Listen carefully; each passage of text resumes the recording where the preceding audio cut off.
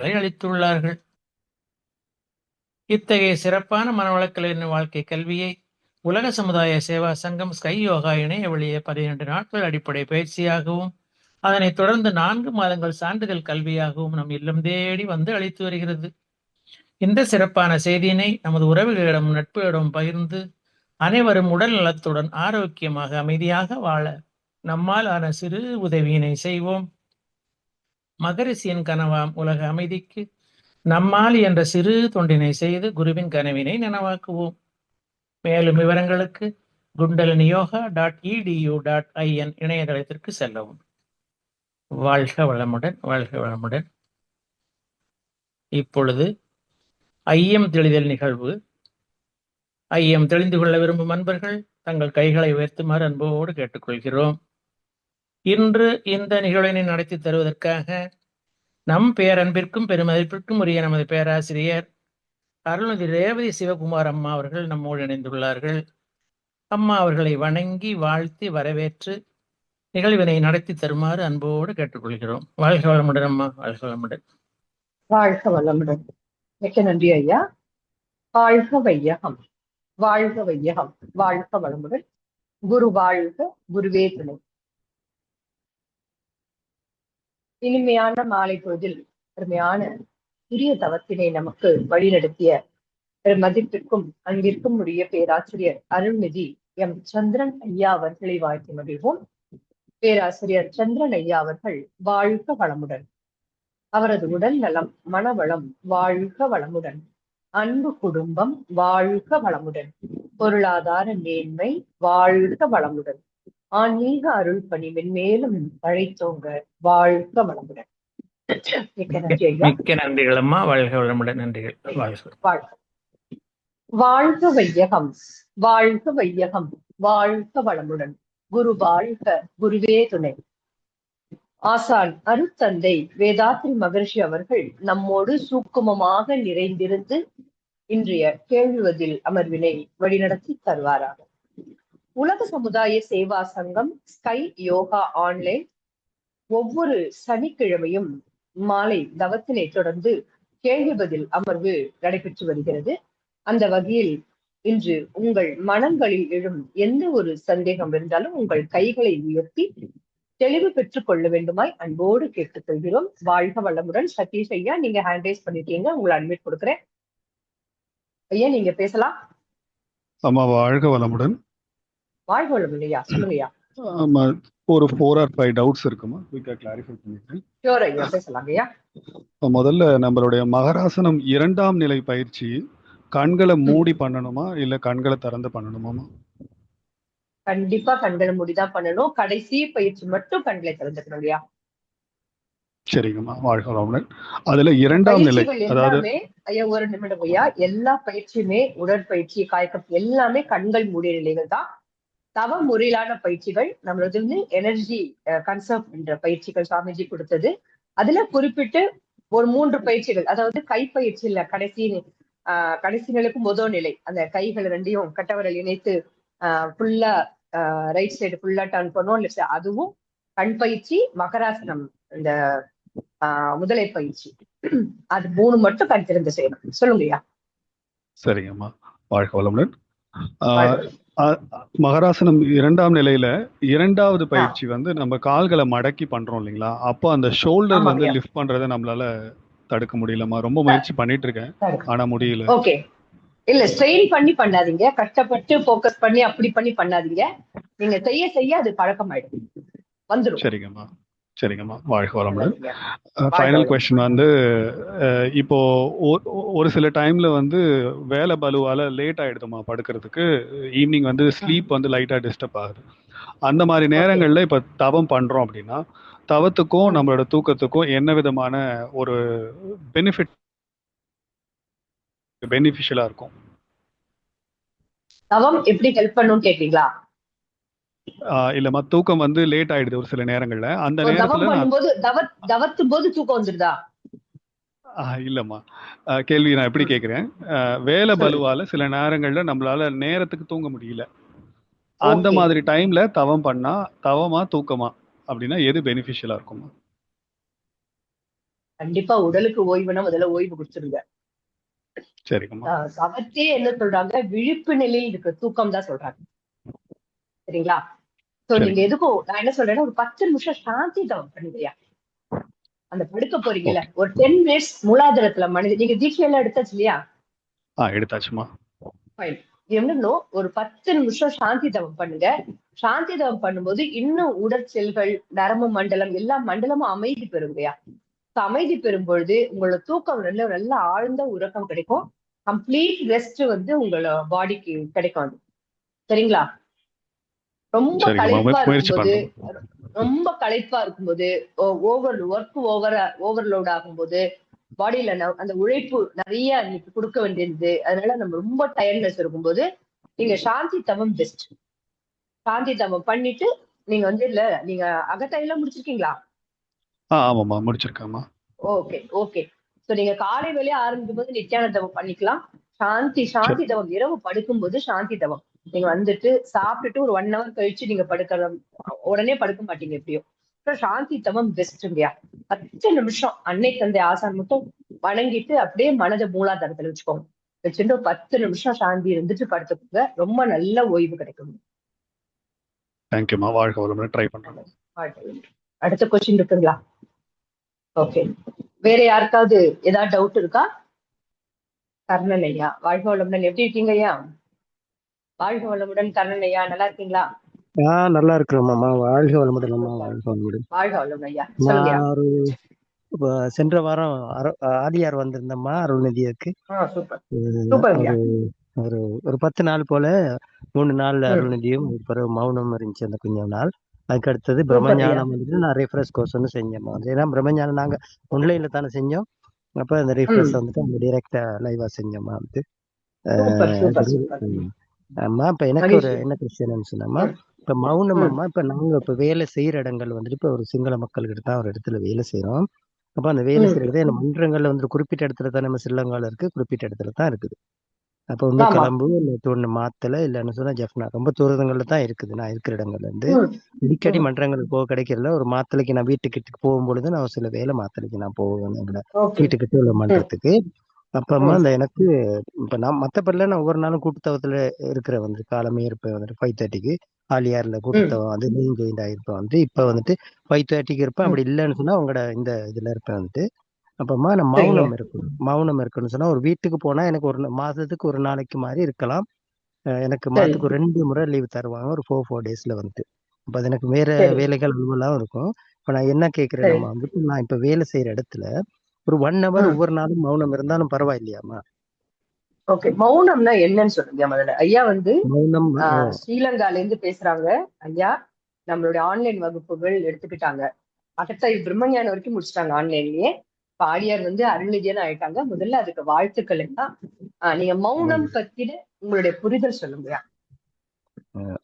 அதாவதுமா மௌனம் என்னும் பொழுது வந்துட்டு இப்ப நாங்க இறைநிலை தவம், அந்த தவங்கள் மூலமாக இருந்து அகத்தாய்வு, அதுதான் ரொம்ப முக்கியமா. அதாவது நாம என்னென்ன தவறுகள் செய்தோமோ அதுக்கு பிறகு அன்றாடம் என்ன செய்கிறோமோ அதை நாம திருத்தி அதை அருகுண சீரமைப்புக்காக நாம அதை செய்துகிட்டு இருக்கோம் வந்துட்டு. அந்த மௌனம் வந்துட்டு இப்ப மௌனம் இருக்கும் பொழுது என்ன சொல்லப்பட்டிருக்குன்னு நாங்க தவம் அடிக்கடி தவத்துல இருக்கணும். அது நேரத்துல வந்துட்டு எங்களுக்குள்ள அகத்தாய்வு ஈடுபடணும். அதான் இருக்குது வந்துட்டு. அப்ப நான் கேட்டது என்னன்னு கேட்டேன், எனக்கு அந்த குறிப்பிட்ட நேரம் எனக்கு கிடைக்கிற நேரங்களுக்கு ஒரு 1 hour எனக்கு ரெஸ்ட் ஒன்று இருக்கும் வந்துட்டு. சில நேரம் இல்லை 2 hours இருக்கும். அந்த 1 hour 2 hours நான் அதுல வந்துட்டு ஈடுபடலாமான்றது தான். இப்ப வேலைத்தலங்கள்ல கொஞ்சம் அந்த இதுகள் கொஞ்சம் எங்களுடைய அந்த முறைப்பாடுகள் எல்லாம் வந்து நம்ம மக்களா இருந்தா கொஞ்சம் ஒரு மாதிரி சமாளிக்க போகலாமா. இது ஒரு நிறுவனமா இருக்கிறதுனால அவங்களோட கட்டுப்பாட்டுக்குள்ள தான் இருக்கணும். எதுவுமே தப்பு இல்லைங்கய்யா, தாராளமா இருக்காங்கய்யா. என்னன்னா இப்போ நீங்க சொல்றது நான் அதனாலதான் நான் உங்கள்கிட்ட கேட்டுக்கிட்டேன் மௌனம்னா எப்படி இருக்கீங்க அப்படின்னு சொல்லிட்டு. சோ முக்கியமா வந்து அது அந்த வேலை செய்யற இடத்துல அதாவது எப்படி சொல்றது, அந்த காந்த களம் கொஞ்சம் நார்மலா இருக்கிற மாதிரி இருக்காது இல்லையா? ஒரு நீங்க தினம் இந்த சாமிஜி கூட என்ன சொல்றாங்க, தவம் பண்றது கூட ஒரே இடமா உட்காந்து பண்றது பெட்டரா இருக்கும் அப்படிங்கிறாங்க. ஏன்னா நம்ம அந்த காந்த களத்தை உருவாக்கி வச்சிருப்போம், அப்படி டிவைனா மாத்தி வச்சிருப்போம். சரிங்களா? சோ வேலை செய்யற இடத்துல வந்து உங்களுக்கு ஒர்க் ப்ரெஷர் இருக்கும், அதெல்லாம் இருக்கும். அதுக்கு நான் செய்யவே கூடாதுன்னு சொல்லல, முயற்சி பண்ணுங்க. எதுவுமே கிடையாது. நம்ம மனம் தானே, நம்ம இட தூய்மை மன தூய்மை எல்லாம் செஞ்சுட்டு தானே ஆரம்பிக்கிறோம். ஆமா ஆமா அதுதான் ஆமா அதுதான் நான் கேட்க வந்தேன். நீங்க மௌனம் எப்படி இருப்பீங்க? மகரிஷி கொடுத்த மகரிஷி வந்து ஆடியர்ல எல்லாம் மௌனம் மௌன நோன்பு நடக்கும். ஒவ்வொரு நவம்பர் மாதத்துல மௌன ம் நோன்பு நடக்கும். அதான் எப்படி எடுப்பாங்கன்னா நீங்க ம் சொன்னதுதான். தவமும் ம் தவம் மௌனங்கிறது தவமும் தற்சோதனையும் தாங்கய்யா. ம் நீங்க ரொம்ப ம் சரியா சொன்னீங்க. மௌன ம் ம் காலங்கள்ல வந்து எங்க மன்றத்துக்கு வந்து மௌனம் இருக்கிறவங்க என்ன சொல்லுவாங்க, தவம் இருந்து அந்த மௌனத்துல கலந்துக்கிறவங்க ரொம்ப வேகமா நடந்து, அதாவது அந்த காந்தத்தை இறக்க கூடாதுன்னுவாங்க. ம் காந்தத்தை இறக்கி அந்த அவ்வளவு காந்தா அந்த அந்த அந்த 15 நாள் எங்க மண்டலத்துல நடக்கும். நாங்க வில்லிவாக்கம் பண்றோம். 15 ம் நாள் மௌனம் இருக்கும் போது அந்த ஹாலே பாத்தீங்கன்னா அவ்வளவு ஒரு என்ன சொல்றது, அத்தனை ஒரு ஆற்றல் இருக்கும். அப்படி செறிவோட ம் இருக்கும் அந்த ஆற்றல். அப்படி இருக்கும் எல்லா மண்டலத்திலயுமே மௌன காலங்கள்ல. அப்ப ம் அது வந்து இந்த மௌனத்தை வந்து என்னை பொறுத்த வரைக்கும் நான் என்ன சஜஸ்ட் பண்றேன் அப்படின்னா, நீங்க வந்து மன்றம் போக முடிஞ்சா மன்றத்துல போய் பண்ணுங்க. ம் அதுக்கு அடுத்தது வந்து உங்க வீட்லயே நீங்க காலையில இருந்து பண்ணுங்க. ம் இது வந்து ஃபர்ஸ்ட் சாய்ஸ் தான். சரிங்களா? ம் உங்களுக்கு ம் ஆபீஸ்ல டைம் கிடைக்குதா? டைம் வந்து அப்ப மௌனமா இருக்கணும். மௌனம், அதாவது மௌனமா இருக்கிறத தாண்டி வந்து சாந்தி தவம், அந்த ஐயாக்கெல்லாம் சொன்ன மாதிரிதான் சாந்தி தவம் பண்ணலாம், நித்யானந்த தவம் பண்ணுங்க. ம் வெளியிடங்கள்ல போகும்போது சாந்தி தவம் தான் பெஸ்ட். ஏன்னா அங்க பலதரப்பட்ட மனிதர்களோட பழகுறோம். அந்த இப்ப எங்க ஆபீஸ் அப்படிங்கும் போது அங்க ஒர்க் ப்ரெஷர், டார்கெட் இதெல்லாம் இருக்கும். சோ அவங்க வந்து டிஃப்ரெண்ட் மோட்டிவேட்டிங் யோக பயிற்சிகள் செய்துட்டு இருக்க மாட்டாங்க. சோ அந்த காந்த களம் வந்து எல்லாமே கலந்துதான் இருக்கும். சோ வந்து எந்த ம் அளவுக்கு மௌன ஆழ்வு உங்களுக்கு கிடைக்கும்னு எனக்கு தெரியல. முயற்சி பண்ணி ம் பாருங்க. ஆனா பெஸ்ட் வந்து மன்றத்திலயும் உங்க வீட்டுல காலை வேளையில அந்த பிரம்ம ம். முகூர்த்தத்துல பண்றது பெஸ்டா இதுல இருக்கும். என்னம்மா ஒண்ணுமே இப்ப இல்ல, நான் சொல்ல வரேன்னு சொன்னா எனக்குமா இப்ப நான் அநேகமா இந்த வேலை தளத்துல தான் இருப்பேன் வந்துட்டு இந்த ஒர்க் பிளேஸ்ல தான் ம், இருப்பேன். நான் ம். பொதுவாக பெரிய அந்த கிரௌடோட இருக்கிறலாமா எனக்கு செப்பரேட் ரூம் ஒன்று கொடுத்துருக்காங்க. நான் இங்க வந்தேம்மா நான் வந்து இந்த ஃபாரினர்ஸுக்கு வந்துட்டு யோகா படிப்பிக்கிறேன் வந்துட்டு. சரி, ஓகே. சரிங்களா? அப்ப நான் இந்த யோகா மண்டபத்துல கூட வந்துட்டு நான் அதுல இருந்து தான் நான் இப்ப தவம் செய்யறது. யாருமே இருக்க மாட்டாங்க. யாருமே வரமாட்டாங்க. ஓகே, வந்து செஷனுக்கு மட்டும் வருவாங்க. மத்த நேரம் ஃப்ரீயா தான் இருக்கும். ஓகே, பொதுவாக நம்ம சிஸ்டம் அந்த மக்களோட பெருசா நெருங்கிய எங்களுக்கு அந்த வேலை பழுவுன்னு ஒண்ணு இல்ல. காலையில ஒரு செஷன், ஓகே, மார்னிங் ஈவினிங் ஒரு செஷன், அதோட முடிஞ்சதுன்னா மத்த நேரம் நான் ஃப்ரீயா தான் இருப்பேன். அப்ப நான் ரூம்ல ஓகே. இருப்பேன். ரூம்ல தனியா தான் இருப்பேன் வந்துட்டு. உங்களுக்கு அப்ப அது அதனால சௌகரியமா எந்த இருந்தா டிஸ்டர்பன்ஸும் தாராளமா இல்லை. செய்யலாம். எந்த தாராளமா நேரம் எந்த செய்யலாம். டிஸ்டர்பன்ஸ் ஒண்ணுமே இல்லை. இல்ல. எந்த தரையில டிஸ்டர்பன்ஸ் இல்லைம்மா. ம். சூப்பர். அதுதான் நான் மெயினா அததான் சொல்ல வந்தேன். சோ உங்களுக்கு தாராளமா நீங்க பண்ணலாம். நீங்க இப்ப ஆபீஸ்ல டைம் கிடைக்குதுன்னு எந்த டைம் பண்ணுவீங்க? எனக்குமா நான் காலையில நான் இப்ப எனக்கு யோகா மண்டபத்துல மட்டும்தான் எனக்கு வேலை இருக்கும் வந்துட்டு. அதுக்கு பிறகு சரி, எனக்கு ஓகே. ஆபீசர் யாருமே எங்களோட மேனேஜர் மாதிரி யாருமே என்ன தேடவே மாட்டாங்க. ஏதாவது மீட்டிங் இருந்தா ஓ, மட்டும்தான் என்ன பேசுவாங்க. மத்தபடி நான் சரி, அவங்களோட சரி. பெருசா இது இல்லை வந்துட்டு. அப்ப எனக்கு செப்பரேட் அப்போ ரூம் ஒன்று உங்களுக்கு நேரம் கொடுத்துருக்காங்க. வந்து உங்களுக்கு சூழ்நிலை, இடம், அந்த நேரம் எல்லாம் ஒத்து வந்துன்னா தாராளமா இருக்கலாம் இல்லையா?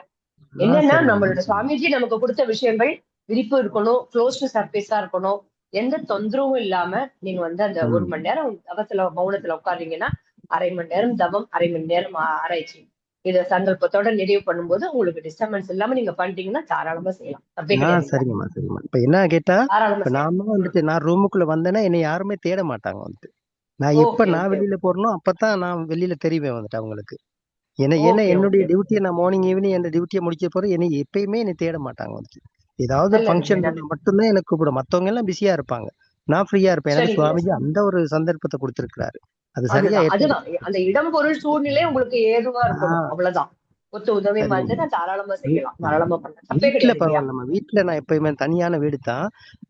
ஓகே, எங்களோட அம்மா இறந்த பிறகு நான் தனியா தான் இருக்கேன். பக்கத்துல அக்கா இருக்காங்க. அவங்களும் இந்த மன்றத்துக்குள்ள இந்த இதுக்குள்ள இருக்கிறாங்க. அவங்களுக்கும் தீட்சை எல்லாம் கொடுத்துருக்காங்க மாத்திரை எங்களோட மன்றத்துல. அவங்க வீட்டுல அவங்களுக்கு ஓகே கொஞ்சம் ஐயா. நடக்க இல்லாதமா அவங்க வீட்டுல இருந்தே செய்யறாங்க. அங்க வந்து சரி. எனக்கு எனக்கு அந்த அம்மா அவங்களுக்கு தெரிய வந்துட்டு அந்த யுஎஸ்ஏ ஒரு அம்மா எனக்கு அந்த புக்ஸ் ஆமா, ஆமா, அவ்வளவுமே எனக்கு அனுப்பி இருக்கிறாங்க வந்துட்டு. ஆமா. உங்களை இன்னும் வரைக்கும் ம். நான் வாழ்த்துக்கள் போட்டுக்கிட்டு தான் இருப்பேன். எனக்கு எப்பயுமே ரிப்ளை பண்ணிக்கிட்டு தான் இருப்பாங்கம்மா. ரொம்ப ஓகே. சந்தோஷமா வாழ்க வளமுடன். நான் இன்னும் வருவேன். வாழ்க இன்னும் வளமுடன். ஏதாவது விஷயம் நீங்க எடுத்துக்கிறதுக்கு நீங்க நான் இருக்கிற ஏரியால வந்து நீங்க வீடு இருக்கிற இடத்துல மன்றம் இருக்கா? இல்லம்மா அது கொஞ்சம் பக்கத்துல. ஒரு 10 கிலோமீட்டர்ஸ் மாதிரி போகணும். ஓகே. அதுதான் எங்களோட அதுல இல்ல, எதுக்கு வாசல் உள்ள கேட்டேன்னா, மண்டபம். நீங்க உங்க உங்க ம். ஒரு நிமிஷம் ஐயா. நீங்க உங்களுடைய இருக்கிற இடத்திலேயே நீங்களே ஒரு தவமைய ஆரம்பிக்கலாம். நான் நான் அதைத்தான் அதுக்காக நினைச்சுக்கிட்டு தான் இருக்கேன்மா. கேட்டேன். அது சுவாமிஜிக்கு அது நான் நீங்க என்னத்தை வந்து போட்டிருக்கேன்மா. ஜானகிராமனையாட்ட பேசுங்க. ஜானகிராமனையா ஆ, நம்பர் இருக்கு உங்ககிட்ட. ஆமா நீங்க இருக்குங்கம்மா இருக்கு. ஜானகிராமனையாட்ட பேசுங்க. பேசிட்டு உங்களுக்கு அது வந்து எல்லாமே இதுவா வரும்போது நம்ம ஐயா உங்களுக்கு எல்லா அரேஞ்ச்மெண்ட்டும் பண்ணி கொடுப்பாங்க. அங்க பக்கத்துல இருக்கிற ட்ரஸ்டோட அட்டாச் பண்ணி உங்களுக்கு ஃபார்மலா உங்களுக்கு வந்து தவ மையம் ஓபன் பண்ணிடுவாங்க. ஸோ நீங்க வந்து சர்வீஸும் பண்ணலாம். அங்க இருக்கிற மக்களுக்குலாம் இந்த மனவள கிளை பயிற்சிகளை கொண்டு போய் சேர்க்கலாம். இன்னும் உலகம் அமைதி பெறணும், உங்க நாடு எல்லாம் அமைதி பெறணும், எல்லாரும் எல்லாம் கிடைக்க பெற்று வளமோடும் அமைதியோடும் மகிழ்ச்சியோடும் ஆரோக்கியத்தோடும் வாழணும். ஸோ அதுல நீங்க வந்து உங்களால ஒரு பங்கு நீங்க ஒரு சின்ன தவ மையம் நிச்சயமா ஆரம்பிச்சு நிச்சயமா நீங்க சேவை நிச்சயமா நான் செய்யலாம். அப்படிதான் நினைச்சுக்கிட்டு இருக்கேன். அருளுதான் ஆயிட்டீங்க. அடுத்தது எங்களுடைய அருள். ம் எங்களுடைய வீடம்மா ஒரு தனியா தான் இருக்குது. அது எப்பொழுதாவது ஒரு அறிவுத்திருக்கோயிலா மாறணும்னு ஒரு எண்ணம் போட்டு வச்சிருக்கிறேன். நான் இல்லாட்டியும் சூப்பர் எங்களோட பரம்பரையில யாருக்காவது அந்த ஒரு அறிவுத்திருக்கோயிலா மலரணும். அப்ப எங்க ஊர் சூப்பர். மக்கள் நிறைய இருக்கிறாங்க. அவங்களுக்கு நான் இப்ப கிட்டத்தட்ட அருட்செல்வி அம்மா வந்திருந்தாங்க கண்டிக்கு வந்து அவங்களோட சின்ன அருள்செல்வியம்மா தெரியும். தாங்க சந்திச்சிருந்தோம். அப்ப இப்ப நான் இப்ப ஆலியாருக்கு வந்த நேரமா அவங்களை சந்திச்சு எனக்கு 10 daysல தான் அங்க இருந்தேன் வந்துட்டு. அப்ப சந்திச்சு எனக்கு பெருசு கிடைக்கல வந்து. இப்ப இனிமே நான் ஏபிடிக்கு தான் வரணும். ஏபிடிக்கு வரது அநேகமா நெக்ஸ்ட் இயர் மே மாதத்துல மாதிரிக்கு தான் நான் வாரத்துக்கு பார்த்திருக்கேன். அதையும் அங்கத்தான் செய்யணும். எனக்கு சுவாமிஜிகள் அங்கத்தான் எனக்கு அழைப்பு விடுத்திருக்கிறார். எல்லாமே அங்க செய்யுங்க. கண்டிப்பா கண்டிப்பா கண்டிப்பா. ரொம்ப சந்தோஷம். இவ்வளவு பெரிய சக்சஸா தெரியல. அங்கத்தான் வரணும் போல எனக்கு தோணுச்சு. அது மாதிரி அருள்நிதியரே இவ்வளவு நாளைக்கு பிறகுதான் அதை எடுத்தேன். இங்க கிளம்புல ட்ரை பண்ணாம எனக்கு சரியா அமையல. அது திடீர்னு அங்க நான் வரும்பொழுது நான் அந்த இதுக்குள்ள வரும்பொழுதம்மா பெரிய ஒரு அற்புதம். என்ன நான் பொதுவாக எனக்கு ஒரு பொருளாதார நிலை ரொம்ப சிரமமா தான் இருந்துச்சு. இன்னைக்கு இந்தியாவுக்கு வாரத்துக்கான எனக்கு நிலையை எனக்கு சுவாமிஜி ஏற்படுத்திருக்கிறாரு. எனக்கு குரு எனக்கு பெரிய ஒரு ஆசீர்வாதம் தந்திருக்கம்மா. உங்களுடைய ஆசீர்வாதங்களும் குருவின் ஆசீர்வாதம் எல்லா மக்களுடைய நம்ம ஒண்ணும் கிடையாது, எல்லாமே மகிழ்ச்சி தான். ரொம்ப சந்தோஷங்கய்யா, வாழ்த்துக்கள்யா. இறையரும் குருல சந்திரன் ஐயா நோட் பண்ணிக்கோங்க. ஐயா வந்து ஸ்ரீலங்கால இருக்காங்க. அவங்க இருக்கிற இடத்துல நல்லபடியா ஒரு தவம் மையம் ஆரம்பிச்சு அது நல்ல வளர்ச்சி பெற்று இலங்கை மக்கள் எல்லாம் இந்த மனோலக யோகா பயிற்சிகள் இன்னும் நிறைய நம்ம அறிவித்திருக்கோம் இருக்கு, அறக்கட்டளை எல்லாம் இருக்கு. ஐயாவோட தவ மையமும் விரைவில் துவங்கி நல்ல வளர்ச்சி பெற்று அங்க மக்கள் பயனடன்னு உங்க வாழ்க்கையோட சேர்த்துக்கோங்க சந்திரன் ஐயா. மிக்க நன்றி. வாழ்க வளமுடன் ஐயா. கண்ணன் ஐயா வாழ்க வளமுடன். நன்றி. வாழ்க வளமுடன். வாழ்க வளமுடன் சந்திரன் ஐயா. வாழ்க வளமுடன். அறிமுகம் இல்ல பரவாயில்ல. வாழ்க வளமுடன். வாழ்க வளமுடன். நிச்சயமா நிறைவேறுங்க. எண்ணங்கள் நிறைவேறும். எல்லாருடைய வாழ்த்துக்களும் உங்களுக்கு வந்து சேருது. குரு உங்களுக்கு எனக்கு அந்த உங்களுடைய நம்பரை கொஞ்சம் எனக்கு இது பண்ணி விட்டுருங்க ஐயா. நான் பாலச்சந்திரன் ஐயா நம்பர் இருக்கு எனக்கு. நான் என்ன அவர்கிட்ட கேட்கிறேன் வந்துட்டு. மலையாட்டு பேசுங்க. ஜானகி ரமணையாட்டியும் பேசுங்க. சரிங்களா? நடைபெறுங்க. ஜானகி ரமணையாட்டியும் பேசுங்க. அவங்க வந்து இப்போ அரேஞ்ச் பண்ணி கொடுத்துருவாங்க. பாலையா வந்து கொஞ்சம் அவங்க வீட்டுல கொஞ்சம் பிஸியா இருக்காங்க. பேசுங்க பேசுங்க பேசுங்க. ஐயா வந்து கனெக்ட் பண்ணி கொடுப்பாரு. யார்கிட்ட பேசணுமோ கனெக்ட் பண்ணி கொடுப்பாரு. ஜெயரேட்டி சொல்லிட்டீங்கன்னா அவர் டைரக்டா உங்களுக்கு எல்லாம் முடிச்சு கொடுப்பாங்க. நீங்க பேசிட்டு இருக்கட்டும். ரொம்ப நன்றி. வாழ்க வளமுடன். அடுத்தது வேற யாருக்காவது சந்தேகம் இருக்கா? ஹேண்ட் ரைஸ் பண்ணலாமே. 7:17 தான் அது. வாழ்க வளமுடன். சரி, நம்ம டவுட் எதுவும் இல்லைன்னா ஒரு 10 minutes நம்ம உடற்பயிற்சி நுட்பங்களும் பலன்களும் நம்ம வந்து ஒரு பார்க்கலாம். நம்ம மக்கராசன பயிற்சி தான் பார்த்துட்டு வரோம். நிலை 1 முழுக்க நம்ம பார்த்தாச்சு, முடிச்சுட்டோம். நிலை 2 நம்ம ஸ்டார்ட் பண்ணலாம். செகண்ட் ஸ்டேஜ் அப்படின்னு பார்க்கும்போது முதல்நிலை பயிற்சி முழுக்க நம்ம பெனிஃபிட்ஸ் எல்லாமே பார்த்துட்டோம். இதுல வந்து ஒரு என்னன்னு பார்க்கும்போது அந்த முதல்நிலை பயிற்சியில நம்ம இந்த உடம்புல பாத்தீங்கன்னா 360 ஜாயின்ஸ் இருக்குங்களாம். ஓகேங்களா? அதுல வந்து 354 joints, semi joints, 6 main joints இருக்கு அந்த உடல்ல. அந்த நம்மளோட முதல்நிலை பயிற்சி முழுமையா நம்ம அது செய்யும் பொழுது அந்த 360 டிகிரி உடம்பு சுழலும். அந்த ஜாயின்ஸ் எல்லாத்துக்கும் கம்ப்ளீட்டா சுழற்சி வரும், ஆக்டிவேட் ஆகும். அதன் மூலம் நம்மளுடைய அந்த ஜாயின்ஸ்ல இருக்க லியூப்ரிகன்ஸ் அது வந்து நல்லா அது குறைவுபடாது, இன்னும் உற்பத்தி ஆகி அந்த எலும்பு தேய்மானமோ தொய்வோ வராம காக்கப்படும். அவ்வளவு அருமையான ஒரு பயிற்சி நமக்கு இந்த மக்கராசனத்துல சுவாமிஜி கொடுத்திருக்காங்க. அது சைக்கிளிங் நிலை 7 எனக்கு எங்க லாஸ்டா முடிச்சேங்கிறது நினைவு இல்லை. நான் அதான் எடுத்து பார்த்துக்கிட்டு இருந்தேன். ஐ திங்க் ஆல்மோஸ்ட் முடிச்சுட்டேன். L1 L2 அதெல்லாம் கூட முடிச்சிருக்கேன்னு நினைக்கிறேன். நீ நோட் பண்ணி வைக்கணும் எந்த இடத்துல நிறுத்துறேன்ட்டு. ஏன்னா இது ஒரு நிறைய நோட்ஸ் எடுத்து வச்சிருக்கேன் அதனால. ஓகே. ஸோ வந்து அந்த முதல்நிலை பயிற்சியில இன்னும் முக்கியமா பாத்தீங்கன்னா சயாட்டிக்கா நர்வ் ப்ராப்ளம் எல்லாம் சரியாது. பிரெயின் ஹெமராய்ட் இப்ப அடிக்கடி வருது, நிறைய பேரை பாக்குறோம். மூளை சம்பந்தப்பட்ட பிரச்சனையும் சரியாருது. நிறைய விஷயங்கள். அந்த சைக்கிளிங் நம்ம பண்றோம் பாருங்க. இந்த சைக்கிளிங் பண்ணும்போது கடைசி நிலை சைக்கிளிங் பண்ணும்போது முழு முதுகுத்தண்டுக்கும் ஆற்றல் கொடுக்கிறோம். நம்ம ஏற்கனவே சொன்னோம் இல்லையா, முதுகுத்தண்டு எப்படி இருக்குன்னா கப் கப்பா இருக்கு. அப்படி நம்மளுடைய போன் இதுல போன் அது வந்து முழுக்க அதுக்கு வந்து எனர்ஜி போறது.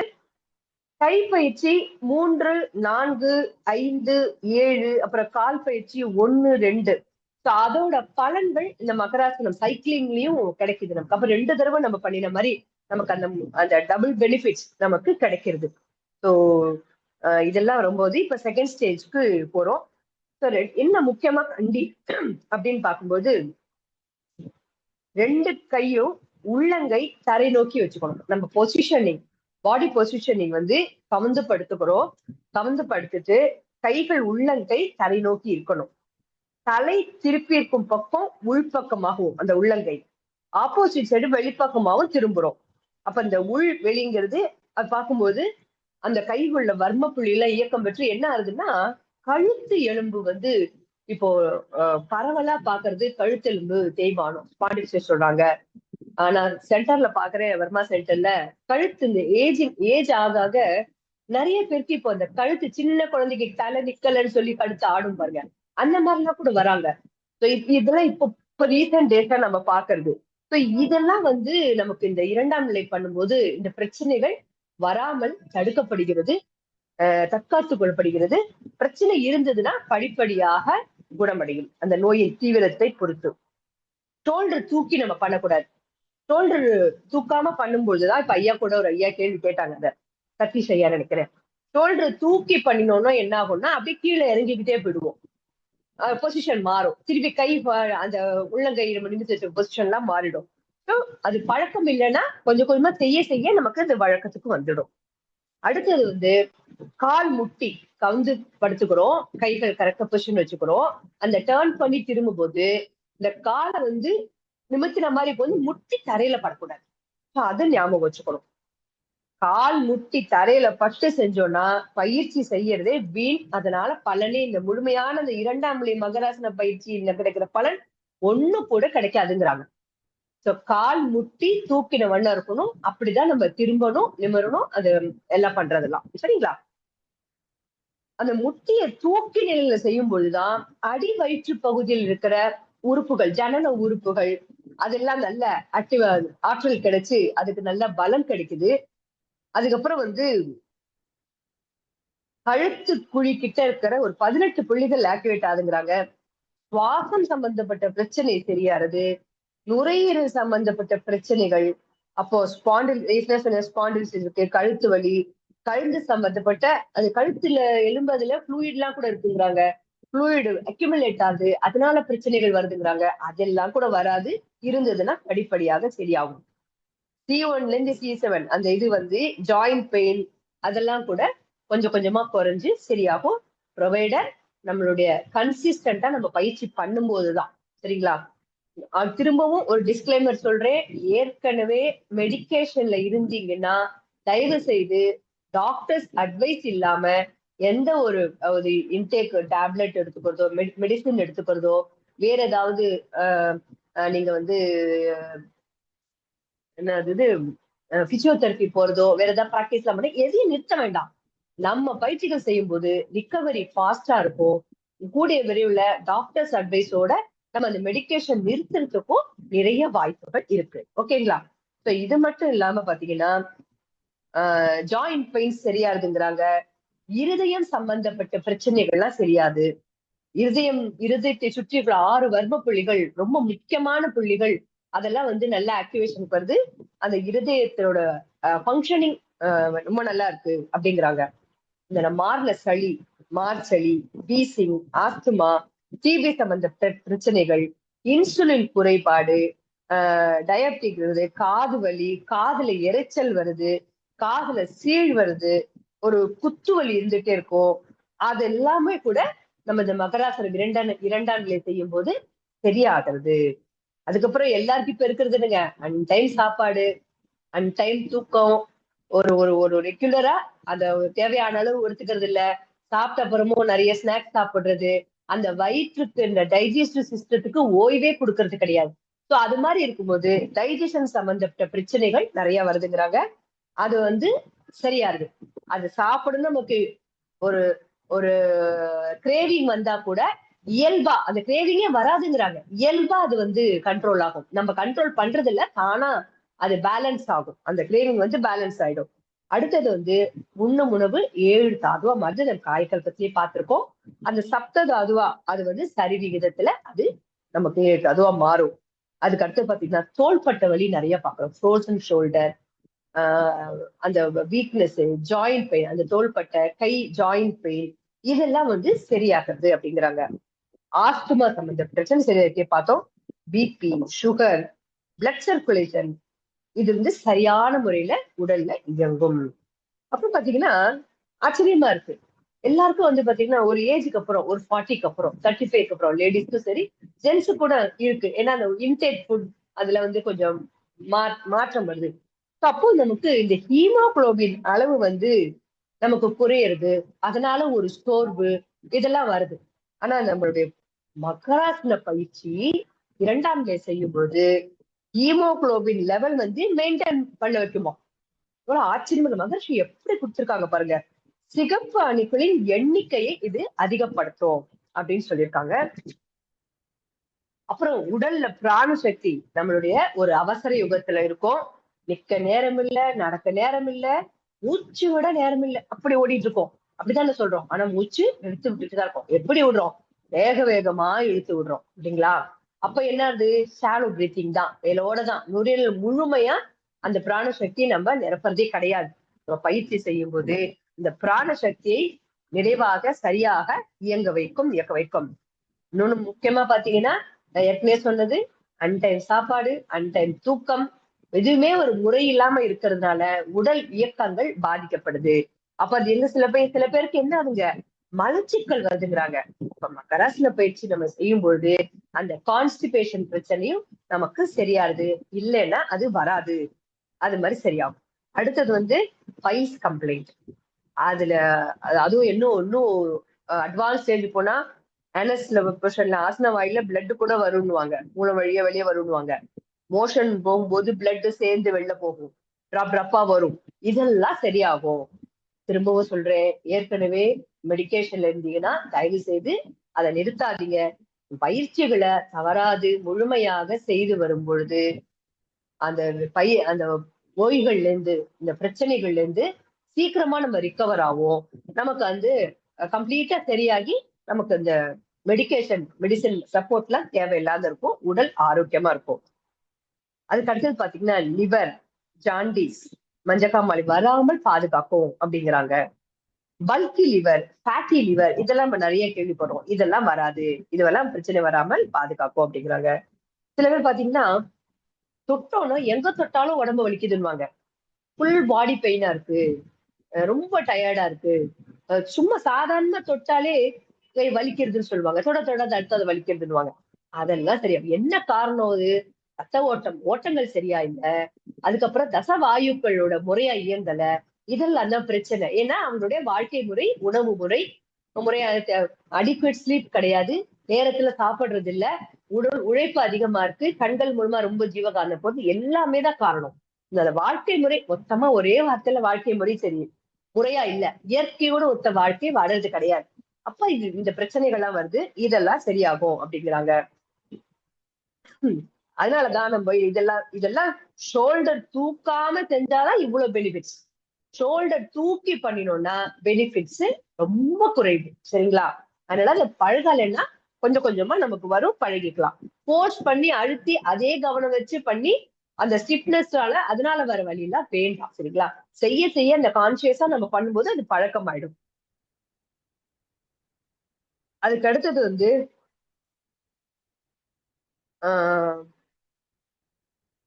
crocodile moment. அது நம்ம பண்றோம்ல, அது பண்ணும்போது என்ன ஆகும்? அது பண்ணி முடிக்கிறதுக்குள்ள இந்த 10 முறை இப்படி எப்படி திரும்பி முடிக்கிறதுக்குள்ள கீழே இறங்கிடுவோம்.